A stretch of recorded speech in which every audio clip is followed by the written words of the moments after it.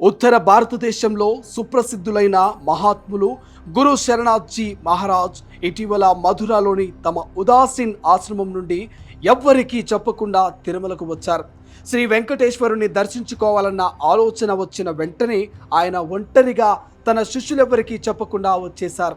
దీంతో ఆయన శిష్యులు భక్తజనులు తీవ్ర ఆందోళనకు గురయ్యారు. అంతటా వెతికి పోలీసులకి కూడా సమాచారం ఇచ్చారు.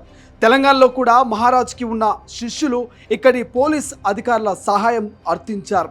అందరి ప్రయత్నం ఫలించింది. మహారాజ్జీ కాళహస్తిలో ఉన్నట్లుగా సమాచారం రావడంతో ఆయన శిష్యులు నిన్నటి ఉదయం కాళహస్తికి చేరుకొని తమ గురువుని కలుసుకున్నారు. శ్రీవారిని దర్శనం చేసుకుని తలనీలాలు సమర్పించాలని ఆలోచన వచ్చిన వెంటనే గురువుగారు ఇక్కడికి వచ్చారని, శ్రీవారి దర్శనం అనంతరం కాళహస్తి క్షేత్రానికి చేరుకొని మహాశివుడి దర్శనం చేసుకున్నారని వారు తెలిపారు. ఇక యూపీ ముఖ్యమంత్రి యోగి, కేంద్ర మంత్రి అమిత్ షా తదితర రాజకీయ ప్రముఖులు కూడా అప్పుడప్పుడు మహారాజుని దర్శించుకుంటారు. ఇక మహారాజు చేసిన ఈ చిన్న మాయకి అక్కడ శిష్యులు భక్తజనులంతా ఒక్కసారిగా ఆందోళనకు గురయ్యారు. స్వామిని చూడాలనిపించి వచ్చేశానంటూ గురూజీ మహారాజు చెప్పిన మాటలకి ఆశ్చర్యపోయారు భక్తజనులు. అసలైన తొలి వెలుగు.